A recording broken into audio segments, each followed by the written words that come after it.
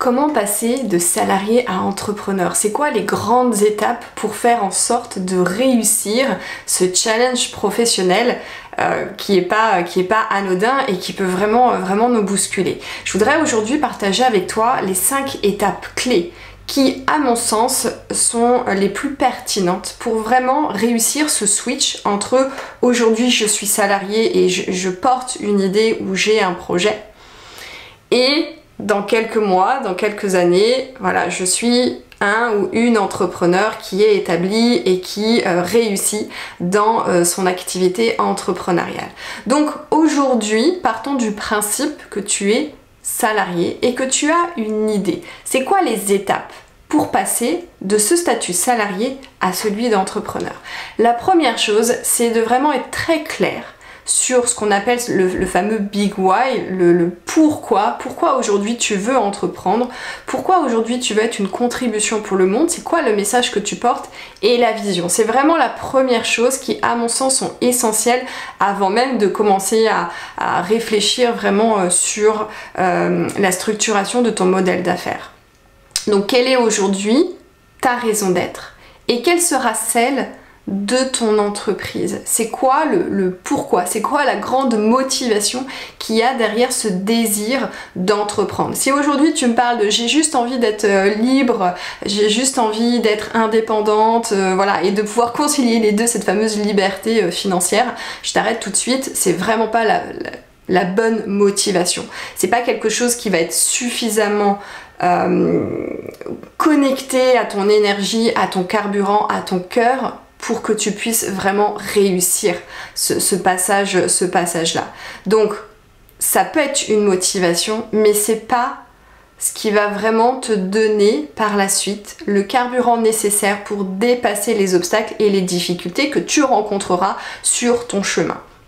Donc voilà, réfléchis vraiment à cette question, et pour ne pas répondre à cette question de façon superficielle, tu peux t'amuser à faire ce fameux exercice des 7 pourquoi. Pourquoi aujourd'hui j'ai envie d'entreprendre? Pourquoi aujourd'hui j'ai envie de créer une entreprise à impact? Et à chaque réponse que tu donnes, tu creuses. Pourquoi? Pourquoi? Pourquoi? Et là, tu vas toucher quelque chose qui est vraiment très fort, et c'est là-dessus qu'il faudra que tu t'appuies. Et la vision, bah, où est-ce que tu veux être d'ici, je sais pas, 1 an, 3 ans, 5 ans? C'est quoi le cap, la direction que tu as envie de te fixer pour pouvoir avancer à ton rythme, mais avancer sûrement vers l'atteinte de ton objectif. Donc avoir cette vision sur là où tu as envie d'être avec ton entreprise d'ici quelques temps, ça c'est vraiment aussi important. Ça permet finalement, comme un capitaine de son navire, hein, d'avoir tout simplement un cap et de passer du point A au point B. Ça va t'éviter bien évidemment de prendre de mauvaises décisions et de t'éparpiller. Donc ça, c'est vraiment la première étape. La deuxième étape, ça va être celle tout simplement d'aimer ton job salarié aujourd'hui. Oui, je sais, ça peut être contre-intuitif.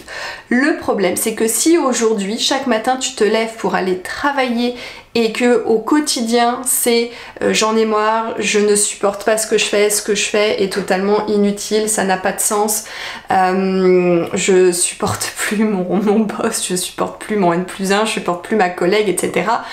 Si t'es tout le temps dans des pensées négatives, si t'es tout le temps en train de râler, si t'es tout le temps en train de blâmer les autres, les circonstances ou même toi-même, en fait tu peux pas rentrer chez toi le soir à 18-19 heures et retrouver de l'énergie pour pouvoir travailler sur la structuration de ton modèle d'affaires, la création de ton entreprise et son lancement. Ça n'est pas possible.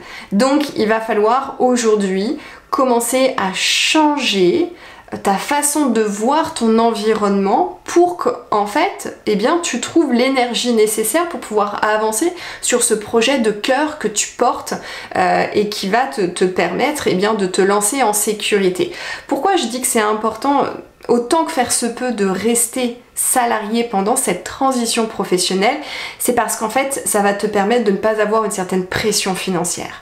Parce que quand on a une pression financière et qu'on est en train de créer ou de lancer ou même déjà entrepreneur, en fait on est dans une énergie de manque. Et par voie de conséquence, c'est pas ce qu'il y a de plus porteur pour obtenir les résultats que l'on souhaite avoir dans notre entreprise. Donc le fait de ne pas avoir cette pression financière, c'est vraiment quelque chose qui est positif. Mais la contrepartie, c'est qu'il va falloir que tu changes ton regard sur tout le négatif que tu peux voir dans ton environnement professionnel et porter ton attention, mettre ton focus sur tout ce qu'il peut y avoir de positif. Et bien évidemment de changer de paradigme par rapport aux circonstances, aux situations professionnelles que tu peux régulièrement rencontrer. Ensuite, le deuxième avantage justement à être salarié, c'est que comme il n'y a pas cette pression financière et que chaque mois finalement tu as toujours ton salaire qui rentre, eh bien ça peut être l'opportunité pour toi aussi de commencer à investir dans la création de ton entreprise. Ça veut dire peut-être investir dans un accompagnement pour t'aider à structurer ton modèle d'affaires, un accompagnement peut-être pour travailler toi sur ta posture entrepreneuriale, sur ton leadership, sur ton estime personnelle, sur ta confiance en soi. Ça c'est vraiment aussi quelque chose de très important. Et ça peut être aussi tout simplement de pouvoir commencer à déléguer certaines tâches. Souvent, et à tort je trouve, on se dit moi je peux déléguer qu'une fois que je suis arrivée à un certain niveau dans mon entreprise. Mais non, si aujourd'hui tu es salarié, que tu es en train de structurer ton modèle d'affaires et que tu es déjà bien avancé, eh bien peut-être que tu peux déléguer certaines tâches, comme peut-être créer tout de suite un site internet, mais ça honnêtement au démarrage c'est pas ce qu'il y a de plus important, mais à toi de voir ce qui résonne le plus pour toi. Ça peut être peut-être de commencer à gérer des réseaux sociaux, ça peut être de payer quelqu'un qui pourrait rédiger des articles pour toi, alors pas forcément sur un blog, mais il y a d'autres plateformes sur lesquelles tu peux te rendre visible sans avoir ton propre site internet. Enfin il y a plein de choses qui peuvent en fait finalement t'aider à accélérer le processus de la création de ton entreprise. Et moi, mes clientes, quand je les accompagne dans le leader ambitieux et engagé et qu'elles sont encore salariées ou alors qu'elles ont un capital financier conséquent ou plutôt bien pour pouvoir faire ces investissements-là, je les invite à le faire parce que ça fait gagner énormément de temps. N'oublions pas que quand on est solopreneur, on a peu de ressources. On a les ressources en termes de notre énergie, de notre concentration, de notre temps bien évidemment, et puis les ressources financières. Donc si on a cet argent-là qui tombe chaque mois ou si on a un capital à côté, surtout alors il faut le faire, mais bien évidemment en amont il faut avoir bien réfléchi à son modèle d'affaires, à sa stratégie marketing de communication, avoir bien identifié aussi ces zones de génie, ces zones de compétences et ces zones d'incompétence pour être sûr que ce qu'on va déléguer c'est le plus efficace et le plus pertinent. Donc ça c'était la deuxième étape qui est finalement de trouver un peu de confort dans son inconfort professionnel, le temps de pouvoir mettre en place tout ce qu'il y a à mettre en place pour passer de salarié à entrepreneur. Ensuite, la troisième étape, ça va être justement de structurer ton modèle d'affaires. Donc ça va être quoi? C'est peut-être qu'aujourd'hui tu as une idée, peut-être qu'elle est un peu précise ou peut-être que c'est encore un peu flou. Et bien là, ce qu'il va falloir faire, c'est aller analyser ton marché. Donc quel peut être finalement le modèle d'affaires vers lequel tu as envie de tendre? Ça va être quoi finalement l'activité de ton entreprise? Vendre des produits, prestation de services, un abonnement, peut-être créer une marketplace, peut-être ou créer, tu sais, les plateformes de mise en relation de particuliers entre professionnels par exemple. Ça peut être aussi la création d'un logiciel, pourquoi pas, ou d'une application mobile. Donc quel serait pour toi le modèle d'affaires qui serait le plus juste pour toi et surtout qui te correspondrait le plus? Donc ça c'est la première question à se poser lorsqu'on commence vraiment à envisager la structuration de son modèle d'affaires. Ensuite tu vas te demander qui j'ai envie de servir.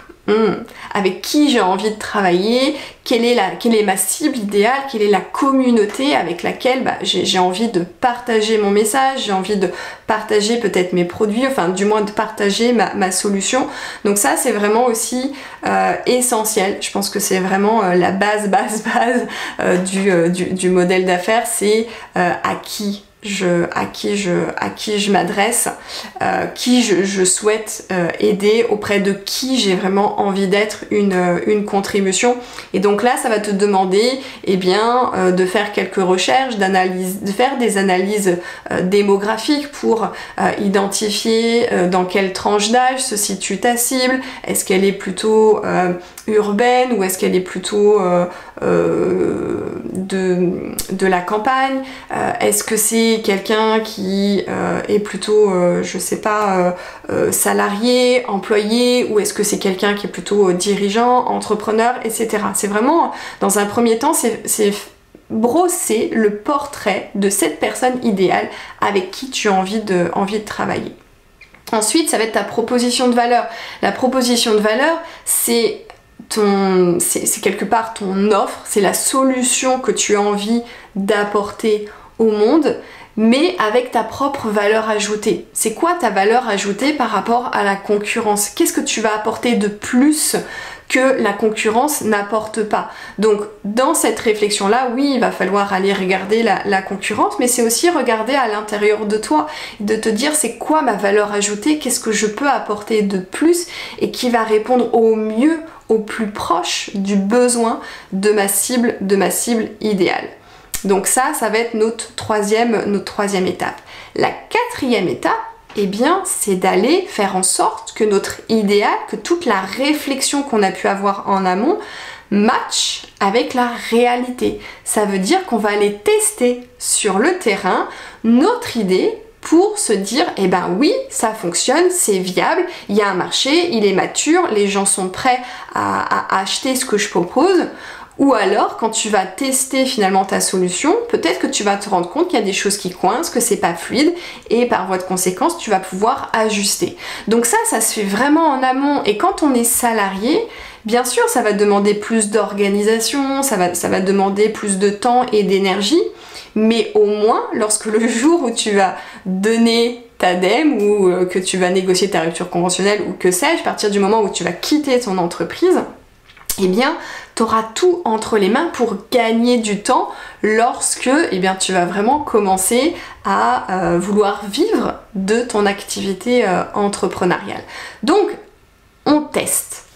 On va vraiment à la rencontre de cette cible idéale. Si aujourd'hui tu as envie de travailler peut-être avec des entrepreneurs qui ont vécu un burn-out, par exemple, peut-être que ce sont une catégorie entrepreneurs ou peut-être dirigeants, ils ont vécu un burn-out. Pour toi, c'est tranche d'âge 42-48 ans par exemple.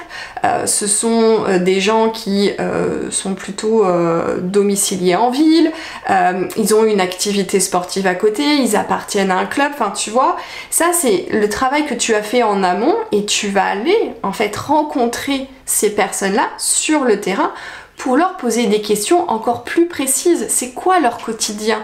C'était quoi leur vie avant de tomber pour burn-out? Est-ce qu'il y a eu des signaux?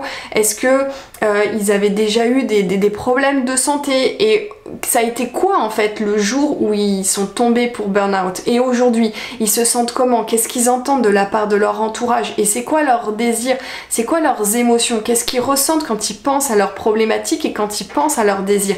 C'est tout ça en fait qu'il faut aller chercher quand on est dans cette phase-là d'affiner son modèle d'affaires. Donc on va vraiment sur le terrain et bien évidemment on teste et l'objectif c'est de pouvoir trouver ce qu'on appelle ces fameux bêta-testeurs pour tester notre idée, pour tester notre solution et voir si ça fonctionne, s'il y a des gens qui sont prêts à acheter et au besoin d'affiner, de la préciser.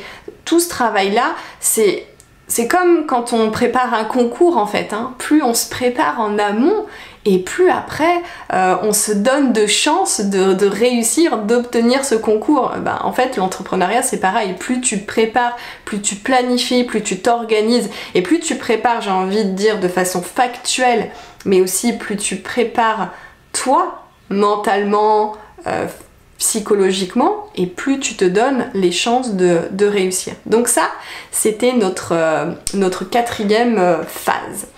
Et donc, en fait, la phase 3 et la phase 4, tu l'auras compris, hein, c'est l'étude de marché. Et dans la phase 5, qu'est-ce qu'on va faire? Eh bien, on va aller commencer à acquérir les connaissances et les compétences de base. Souvent, et moi c'est l'erreur que j'ai faite lorsque je me suis lancée, j'avais porté toute mon attention sur le cœur de mon métier. C'était le coaching, le développement personnel, donc je passais beaucoup de temps à lire, j'ai dépensé aussi énormément d'argent en formation pour acquérir de nouvelles compétences dans mon métier de cœur, sauf que je n'avais aucune connaissance en termes d'entrepreneuriat. Je savais pas vendre, le marketing je savais pas ce que c'était, la communication, comment communiquer sur les réseaux, etc. Avant même d'être j'étais sur les réseaux sociaux quand j'étais salariée, mais je les utilisais très très peu. Et donc il a fallu que j'apprenne tout ça. Donc quand on est salarié, on a aussi cette souplesse, et encore une fois, on n'a pas cette pression financière, donc on peut se dire, eh bien voilà, je me permets d'investir dans l'acquisition de ces nouvelles connaissances et compétences pour vraiment commencer à faire ce switch d'état d'esprit entre je suis salarié et je passe entrepreneur. Donc il va y avoir des compétences et des connaissances qui sont très cognitives, j'ai envie de dire, c'est tout ce qui est la vente, le marketing, la communication, peut-être l'utilisation des réseaux sociaux, peut-être apprendre sur le networking, si tu es plutôt quelqu'un qui a envie d'être sur du présentiel, mais comment on fait un elevator pitch, comment on se présente, comment on présente son idée, etc., enfin son entreprise. Et il va y avoir aussi des compétences et des connaissances plus en lien avec la posture, l'état d'esprit et le momentum de l'entrepreneuriat. Et donc là, bien évidemment, on va trouver tout ce qui est en lien avec le leadership, la confiance en soi, l'estime de soi. Il va falloir aussi peut-être apprendre des façons de gérer son temps pour être plus performante, pour être plus productive. Je parle pas de travail vraiment acharné, je ne porte pas cette valeur-là. J'invite pas les gens à faire un travail acharné. Par contre, j'ai conscience que plus on se prépare de façon factuelle, avec l'acquisition de nouvelles connaissances et compétences, et plus on travaille sur l'être, c'est-à-dire notre posture, quelles sont peut-être nos croyances limitantes, quels sont nos schémas de pensée, quelles sont nos habitudes et nos comportements qui vont nous desservir une fois qu'on va passer de salarié à entrepreneur. Là, c'est vraiment important de faire ce travail-là. Et encore une fois, c'est le combo gagnant, hein. Pour moi, la réussite, dans le passage finalement entre salarié et entrepreneur, c'est d'avoir un modèle d'affaires qui est vraiment structuré, qui est clair, qui est testé, qui est validé et qui va te soutenir financièrement, tout en ayant un impact positif dans la société.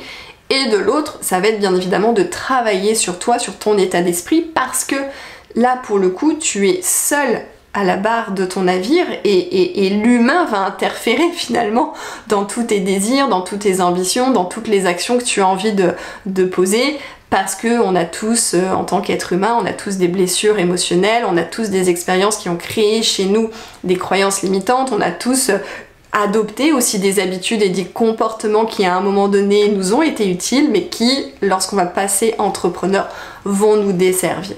Donc si je devais synthétiser ce que je viens de te partager là aujourd'hui pour mettre toutes les chances de ton côté pour passer de salarié à entrepreneur, c'est autant que faire se peut, tu l'auras compris, rester salarié. Je sais, ça demande beaucoup d'organisation, d'engagement et d'énergie et je le vois très bien avec mes clientes. Mais c'est ce qui te permet de ne pas avoir aussi cette fameuse pression financière. Tu as vraiment ce coussin financier, tous les mois le salaire continue de tomber et de l'autre côté, tu peux toi commencer vraiment à te préparer bien évidemment te préparer dans la structuration de ton modèle d'affaires, donc faire ce travail d'analyse et faire ce travail d'introspection. Qu'est-ce que j'ai envie de vivre dans mon entreprise? Quelle est l'entreprise que je veux créer, qui va me soutenir financièrement, qui va me porter, qui va me permettre vraiment d'être une contribution pour le monde, tout en ayant un équilibre de vie. Tu l'auras compris, je suis pas dans cette valeur de il faut travailler de façon acharnée. Pour moi, ça n'a pas de sens. Et de l'autre, eh bien, commencer peut-être à faire ce travail sur l'être en investissant peut-être auprès d'un thérapeute ou auprès d'un coach en fonction de ton histoire personnelle et en fonction des blocages que tu peux rencontrer toi aujourd'hui dans ta vie de tous les jours. Et ça va bien évidemment t'aider aussi à passer et à faire ce fameux grand saut et de quitter cette posture salariée pour endosser celle d'entrepreneur.